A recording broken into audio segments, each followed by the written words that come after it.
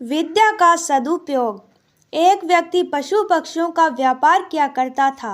एक दिन उसे पता लगा कि उसके गुरु को पशु पक्षियों की बोली समझ आती है।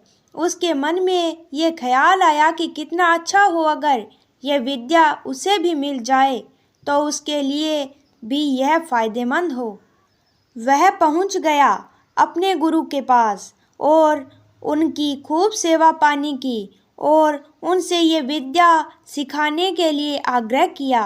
गुरु ने उसे वो विद्या सिखा तो दी, लेकिन साथ ही उसे चेतावनी भी दी कि अपने लोभ के लिए वो इसका इस्तेमाल नहीं करे, अन्यथा उसे इसका कुफल भोगना पड़ेगा।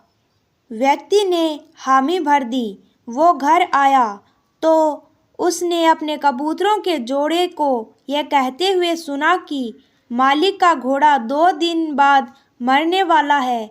इस पर उसने अगले ही दिन घोड़े को अच्छे दाम पर बेच दिया। अब उसे भरोसा होने लगा कि पशु पक्षी एक दूसरे को अच्छे से जानते हैं। अगले दिन उसने अपने कुत्ते को ये कहते हुए सुना कि मालिक की मुर्गियां जल्दी ही मर जाएगी, तो उसने बाजार जाकर सारी मुर्गियों को अच्छे दामों पर बेच दिया। और कई दिनों बाद उसने सुना कि शहर की अधिकतर मुर्गियां किसी महामारी की वजह से मर चुकी है। वो बड़ा खुश हुआ कि चलो मेरा नुकसान नहीं हुआ। हद तो तब हो गई जब उसने एक दिन अपनी बिल्ली को ये कहते हुए सुना कि हमारा मालिक अब तो कुछ ही दिनों का मेहमान है।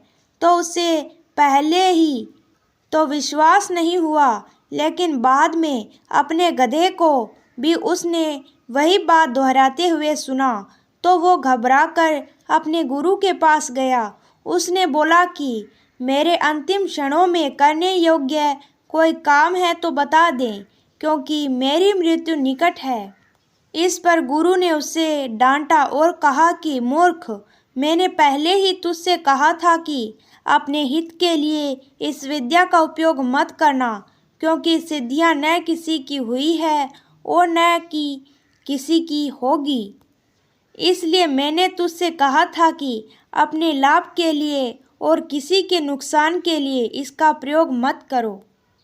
इस कहानी से हमें यह शिक्षा मिलती है कि हमारे पास कोई भी सिद्धि या किसी को समझने की शक्ति हो तो उसका उपयोग हमें किसी गलत कार्य में या अपने हित के लिए नहीं करना चाहिए, बल्कि परोपकार के लिए करना चाहिए।